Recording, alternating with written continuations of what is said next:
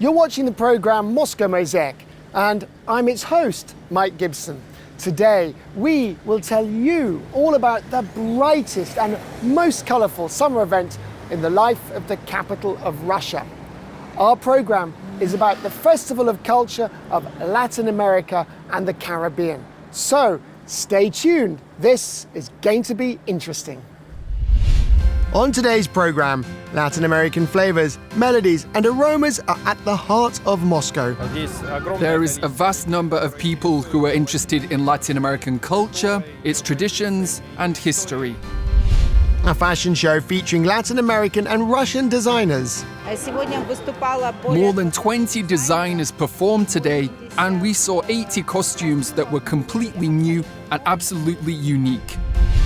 A two-day marathon of Latin American music.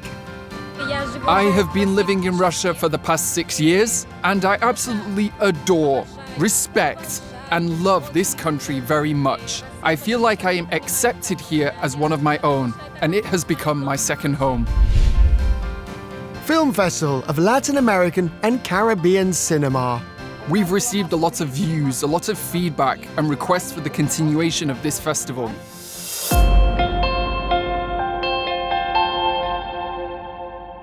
Just like last year, this summer, the Hermitage Garden has become the main venue of the festival. So let's go inside without any further delay and see everything with our own eyes.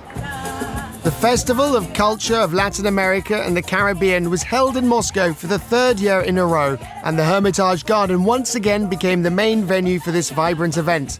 Organized by the Department for External Economic and International Relations of Moscow in collaboration with the House of Latin America, embassies from Latin American and Caribbean countries, and other partner organizations, this festival has become one of the most significant events in the capital's cultural calendar. For 9 days, Moscow's residents and visitors to the city were able to immerse themselves in the vibrant atmosphere of this region, learning about the customs and traditions of Latin American countries while dancing to the rhythmic beats of salsa and bachata. I am sincerely grateful that the embassies of Latin American countries have supported our initiative. There is a vast number of people who are interested in Latin American culture, its traditions and history. It is important for us to discover a new area for cooperation. Moscow is a city without boundaries, and despite the fact that Latin America is 10 to 12,000 kilometers away, we are connected by friendship and shared cultural values. We ultimately have the same traditions, and the fact that there are such a large number of Muscovites at this festival here today, that in itself testifies to the great interest of our residents in studying the traditions of these unusual and seemingly distant, yet, of course, at the same time, close countries. Culture is how do you get the societies together to get to know each other.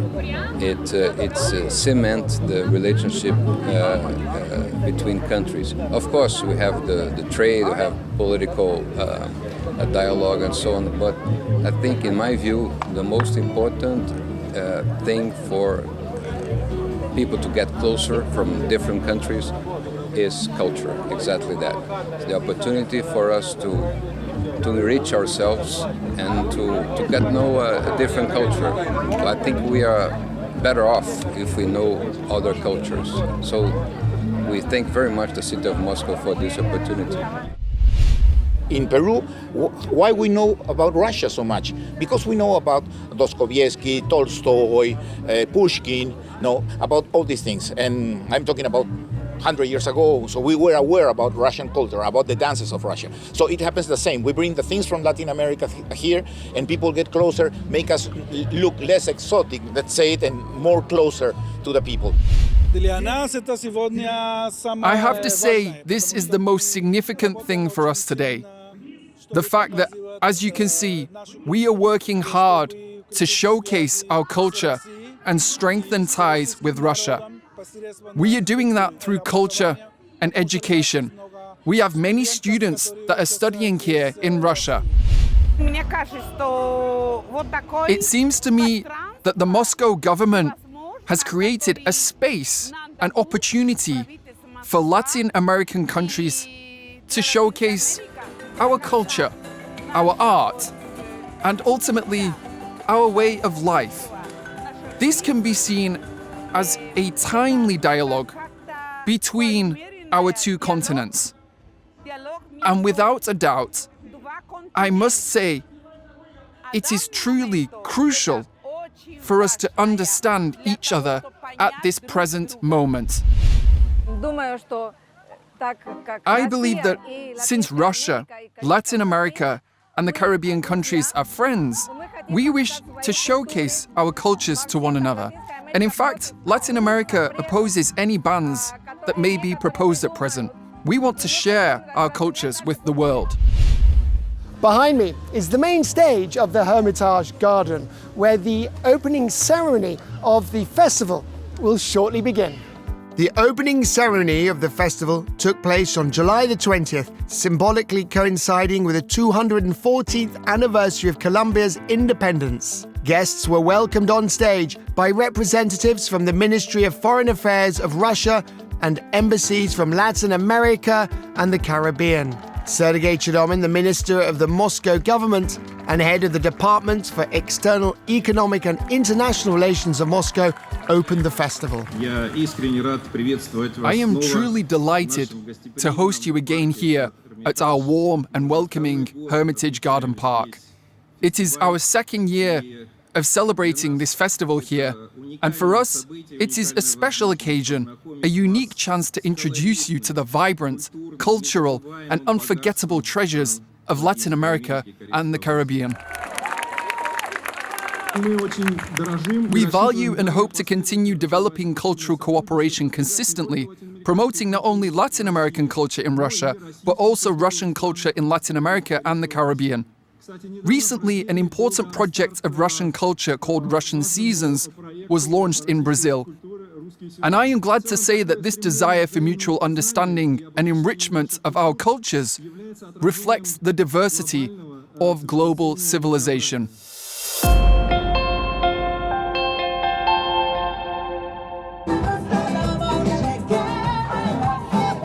Today, in the heart of the Russian capital, Latin American melodies can be heard.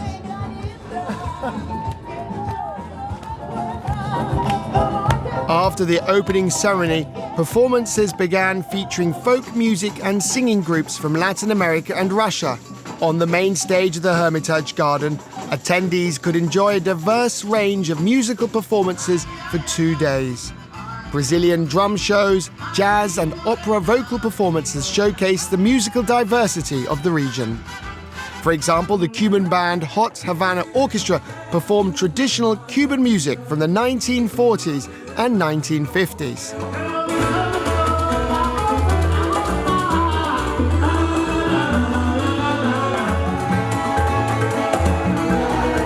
The Mariachi Music Ensemble played Mexican folk tunes.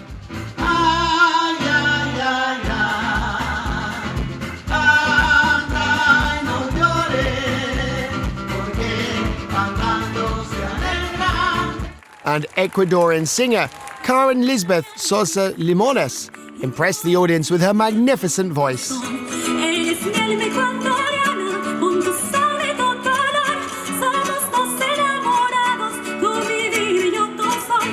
The singer even performed the song in Russian.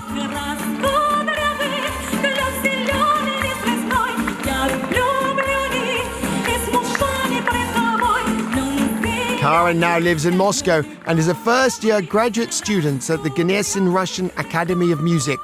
Loves performing for Russian audiences. She believes music is a universal language that can help people from different countries understand each other better. I have been living in Russia for the past 6 years, and I absolutely adore, respect, and love this country very much. I feel like I am accepted here as one of my own, and it has become my second home. I love the culture, and I can easily make friends here. I have friends from Ecuador, for example, and Latin friends, but I also have a lot of Russian friends. Yes, Russian friends who, it can easily be said, are like a family to me today.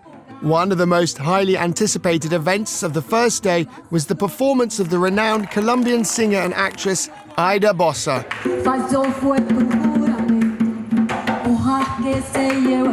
On the occasion of her country's Independence Day, she demonstrated modern interpretations of various musical genres to Moscow's residents.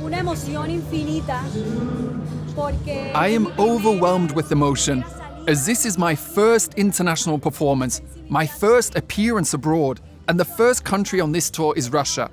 I had imagined Russia to be completely different, a cold, grey place, but Moscow has been, on the contrary, warm and friendly. It's a gift from God to be here on the Independence Day of Colombia, to perform the songs of our country at this beautiful festival of Latin American and Caribbean culture.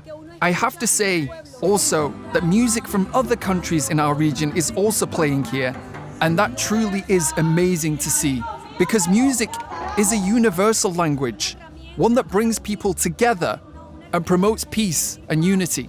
People were able to enjoy music at the festival not only on the main stage in the Hermitage Garden, but also on the dance floor, where for 2 days straight, people were taught a variety of Latin American dances, including the tango, salsa, mambo, zumba, and merengue. Themed DJ sets were also hosted in the evenings. Additionally, there was another music stage where street musicians gave performances.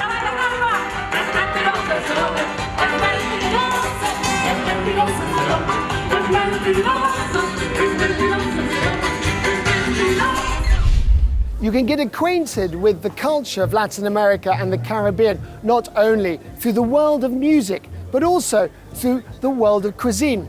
Let's find out which delicacies are the most popular among the festival goers. For 2 days, a food court offering authentic cuisine from this region was open at the Latin American and Caribbean Culture Festival, where visitors could try popular dishes such as burritos, ceviche, empanadas, cachinha, and black Peruvian corn, as well as a refreshing drink, papelón con limón, and natural cocoa from Ecuador. These are different regions of Ecuador, and therefore the taste of cocoa differs. The land and soil are different, and the cocoa absorbs what is nearby in the environment. For example, bananas can grow nearby, or something different may grow, and the taste of cocoa reflects that. Can you eat these just like this? Yes, of course. They're eaten like nuts. Yes. And how do you do that? Yeah, you just chew them. They provide you with energy, so like, if you eat 5 of them, you'll be charged up for the whole day, and your head will start to work better. Very interesting. I see that you are very popular here. Yeah, everybody loves it. The Food & Cacao Company owns its own plantations in Ecuador, where cacao is carefully grown and fermented before being transported to Moscow.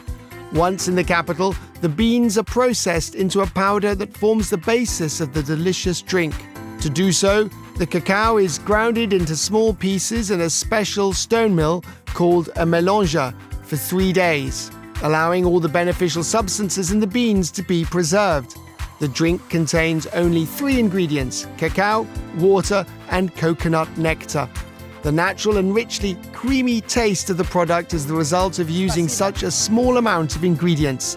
In addition to traditional foods, the festival also featured a Latin American goods fair where visitors could purchase jewelry, clothes, and other items.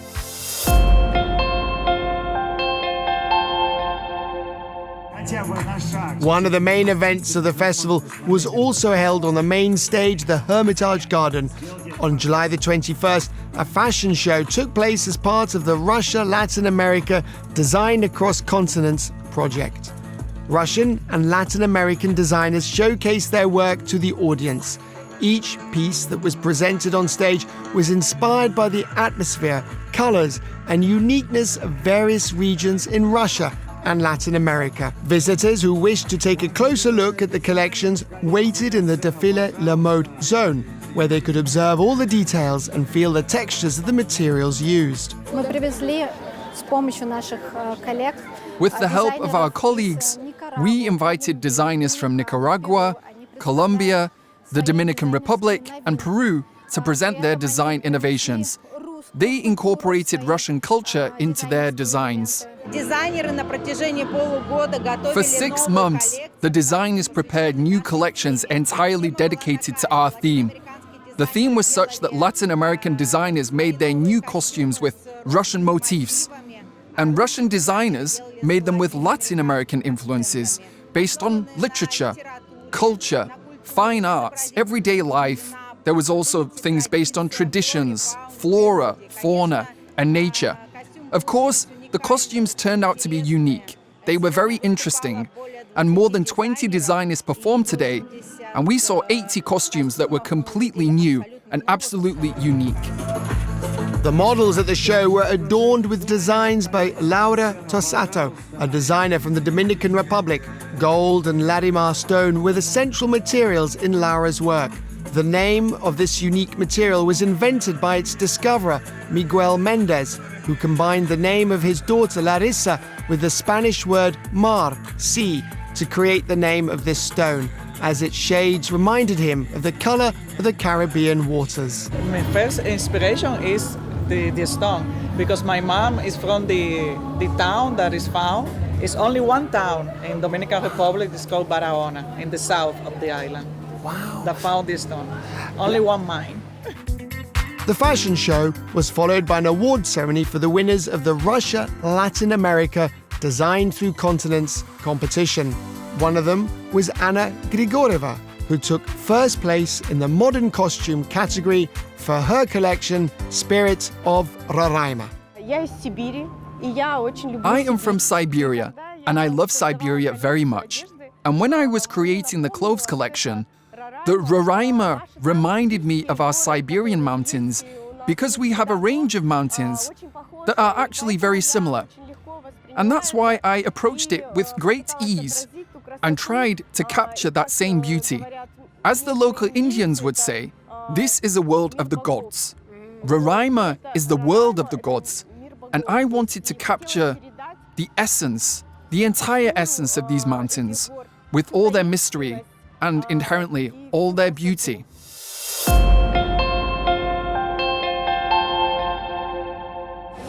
And now in the garden, each guest to the festival can do some kind of craft. Now, for example, we're all making Cuban necklaces. In addition to making Cuban necklaces, visitors to the masterclasses could also create real pinatas, fans, weave wreaths, paint pots, and even learn to speak Spanish. Particularly popular was the masterclass on creating a dream catcher, an Indian amulet that protects against evil spirits and diseases. Visitors were able to keep all the items they created for themselves. And here they're doing face painting, and it's really beautiful. It's quite an unusual feeling. I don't do this every day. Olga Frank is a professional face painter from Sevastopol. She came to Moscow especially to participate in the festival. Olga made me up in the style of Day of the Dead, a traditional holiday dedicated to the memory of the dead. It is celebrated every year on November the 1st and 2nd in Mexico, Guatemala, Honduras, and El Salvador. The tradition of celebrating the Day of the Dead dates back to the Mayan Indians and the Aztecs.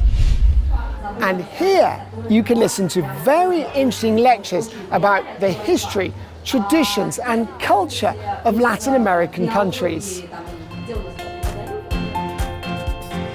At the lecture hall over the 2 days, it was possible to learn about everyday life, myths, and peculiarities of each country's mentality, along with unique natural objects from Latin America and the Caribbean. During the first 2 days of the festival, the Hermitage Garden was visited by over 75,000 people. Around 500 artists and musicians performed on 3 stages, and more than 200 workshops were held. Along with Russia, representatives from 20 Latin American and Caribbean countries participated in the event. I want to talk about another very important aspect, which, as they say on our television, often remains behind the scenes. We see the final product, but before every festival or event, there is a lot of hard work going on behind the scenes. This includes the construction of stages, the hiring of artists, organizing catering and security, and maintaining order. Behind all of this, there is the immense work of the Moscow government that we often do not notice or realize is happening. We don't see how thousands of people are working not only to ensure order is kept, but also to provide culture for us. For the sake of this culture, Moscow's high culture and metropolitan culture, I think it's worth attending these festivals.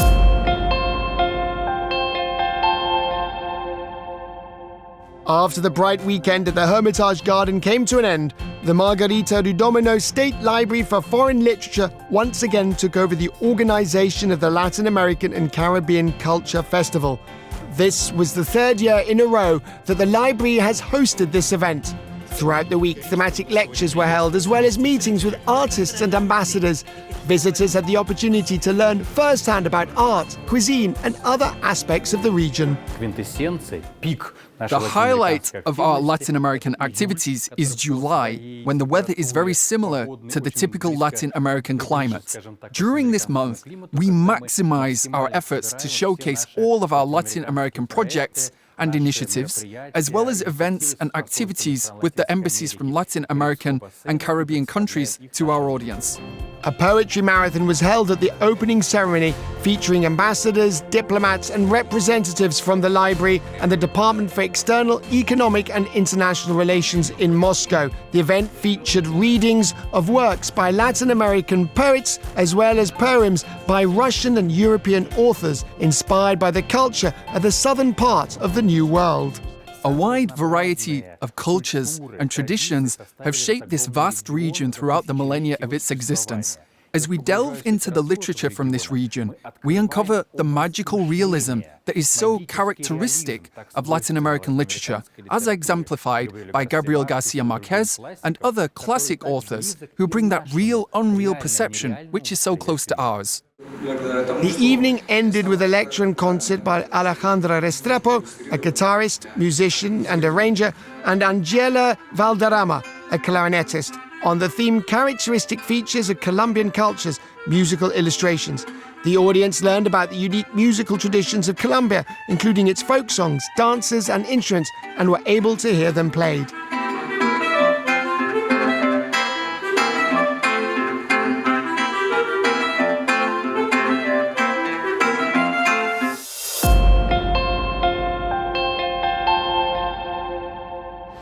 We arrived at the famous Illusion Cinema.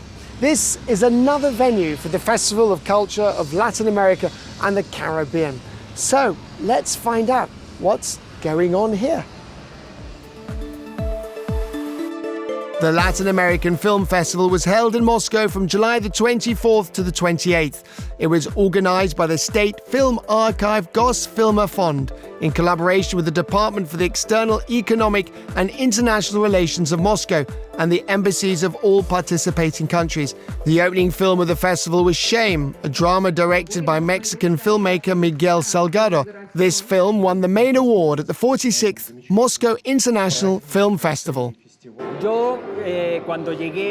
When I came to Moscow as an ambassador, one of my first meetings was with the head of the Department for External Economic and International Relations of the city, Minister Chiryomin. We discussed various cooperation projects with him, including a cultural event such as this one here. And I have to say, we always strive with our utmost efforts to strengthen relations between our two countries and promote both the culture of Mexico, that goes without saying, but also the culture of Russia's capital. Last year, we tried this format for the first time. We expanded the cultural festival by including a film festival program. The audience showed a great interest in this new format. We received a lot of views, a lot of feedback, and requests for the continuation of this festival. And this year, we are organizing the Latin American Film Festival as part of our cultural festival once again. For 5 days, 2 venues of the festival, the Illusion Cinema and the Cinema Hall of the Engineering Building of the State Tretyakov Gallery, presented 13 films from 11 different countries: Argentina, Brazil, Venezuela, Dominican Republic, Colombia, Mexico, Nicaragua, Panama, Peru, Uruguay, and Ecuador.